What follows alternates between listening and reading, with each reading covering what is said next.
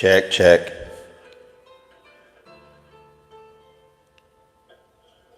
Check, check. Check,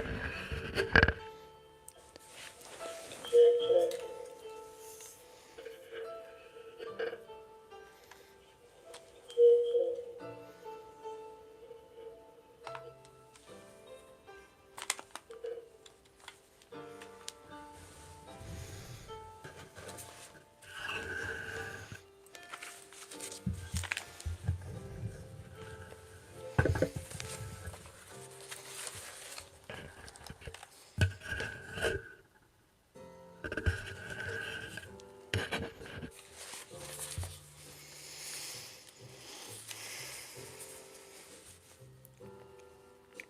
The map is both the solution and the problem.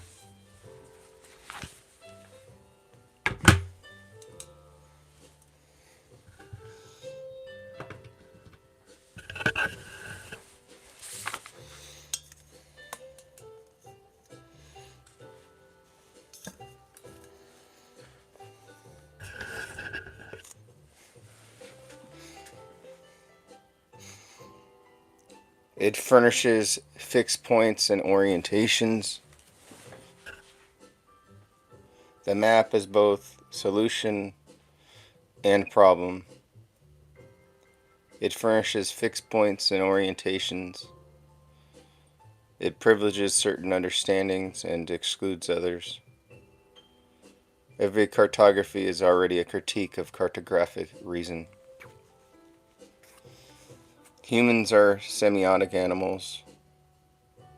They define themselves and their territory through signs. They are kept together and apart by their use of signs. Every sign combines ontologies that differ drastically. The sign cannot escape the opposition between sensible and intelligible. It unites what it divides what it unites. Human subsistence is located on the fraction line. Between signifier and signified lies the bar. The bar both separates and binds. Ontological transformation occurs along this line. The abyss between signifier and signified is power-filled.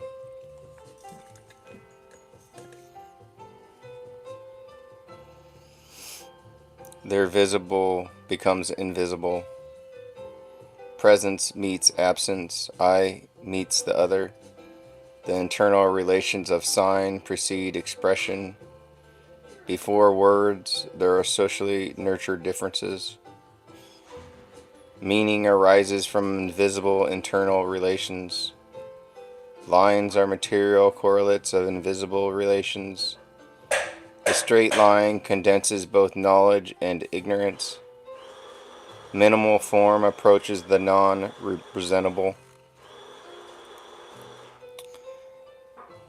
It renders the void between categories. It stages the play of ontological transformations. Human thought and action occupies a bounded interval. Pure signified mindscape lies at one extreme. Pure signifier rockscape lies at the other. The human territory lies between. Humans live confined to prison houses of language. Knowledge requires translation. Translation always entails friction. Knowledge is the act of saying A equals B and being believed. Distance between A and B is irreducible. To know is to bridge by as if. The epistemological operator as if is intrinsic to being human. Humans privilege geometric modes of understanding. They trust statements about things more than relations. They prefer the rhetoric of the visible to that of the invisible. Originality still seeks geometric sanction.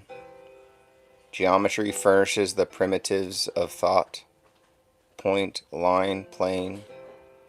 Geography is a geometry with names. Naming anchors abstraction in place. To teach is to teach naming of points, lines, and planes. Socialization is cartographic. It trains inhabitants in invisible maps. It makes them geographically obedient and predictable. No one enters without geometry. No one exits without geography. The map is the key to understanding. To draw and interpret lines is to practice geography. To foreshadow a cartography of thought is to radicalize geography.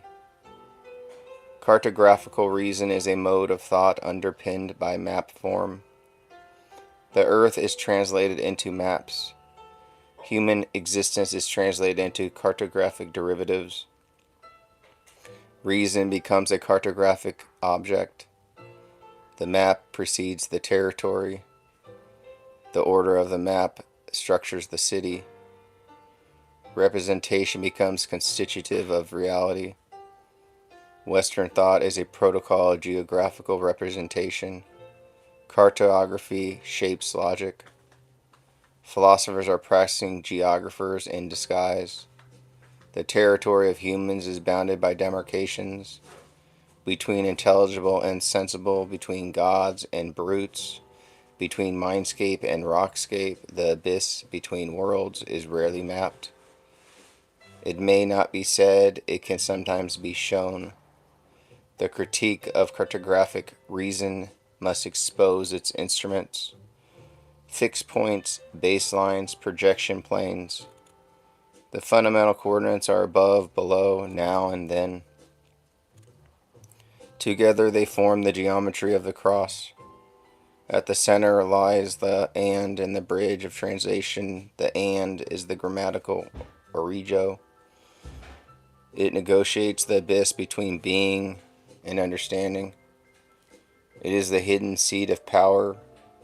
The taken for granted is the projection plane of thought.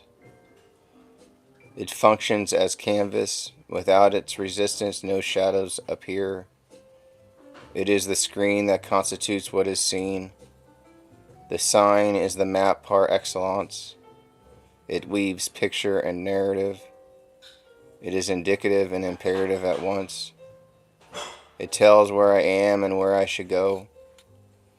The map requires three primitives: a point that remains at rest, a line that measures or coordinates, a plane that receives projection. The map socializes through geometry and naming. It fuses picture making and storytelling. It joins pointing and baptizing. It anchors the five senses in the sixth sense of culture. Without fixed points, the compass spins. Without coordinate nets, bearings vanish. The unhinged, taken for granted, yields disorientation. The base map of human territory is rhetorically successful yet false. It treats deification and reification as separable. In truth, there are two sides of one coin of socialization. The world is not flat, though mapped as flat. The world is not flat, though mapped as flat. The canvas conditions what appears upon it. Projection is mistaken for ontology. Cartographical reason is the handmaid of power. It may conceal its face, it may stand naked, it persists in resurrection. Humans are geographical beings. They dwell on the earth. They carve, draw, and write. They subsist between earth and inscription. If there were no imaginations, there would be no humans. Earth is what it is. Humanity emerges through ontological transformations. Between geo and graphene lies the human condition. A future discipline must study the in-between, not earth alone, not language alone, but the ontological transformations that braid them. The most powerful, all-power-filled tools remains the map. It organizes thought. It disciplines action. It shapes what can be imagined as human.